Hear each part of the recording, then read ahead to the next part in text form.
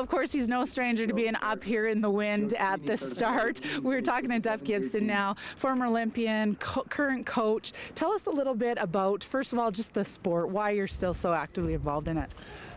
Well, it's been something I've been involved with for years and years, and I feel like a lot of the lessons originally, we didn't have the same support and teamwork and that sort of thing when I started. It was really guys paid their own way to go to Europe and that sort of thing. So a lot of the lessons I feel like I learned the hard way. Right. So I want to pass some of that on. It's not really fair. Imagine what you could have done if you would have been born later. I suppose, but it's the almighty dollar, right? That's right. The funding.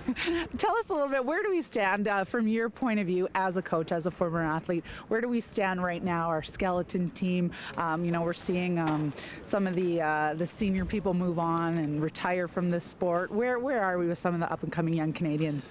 Well, we've really had almost our entire team retire after Sochi. Eric Nielsen's a bit of a question mark, and if he decides to slide, he'll be one of the top guys in the world because that's where he left off. And, but it's really a transitional period. We have a lot of the top women in the world retired, and as a consequence, some of our women have jumped up to be very competitive internationally almost right away. The men have found it a bit tougher because at least the top 3 guys are still going for another 4 years. So it's really a transitional phase. In some ways, we're doing really well.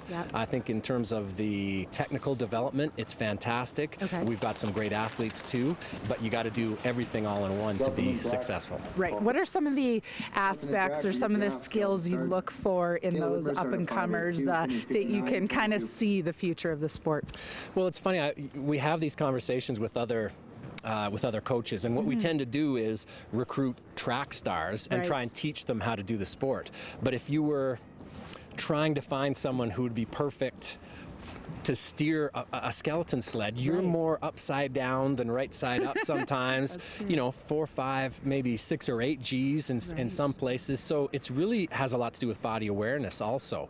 So gymnasts who like to be upside down would be good. It's that would and not like to go hurt. fast. Would not hurt. And if they gymnast were race car drivers, so they were sprinters too, then that might work really well. Okay, that's good to know. If we're talking about specific athletes, some of the ones on the team right now, who are some people for people who like to watch the sport to keep an eye on?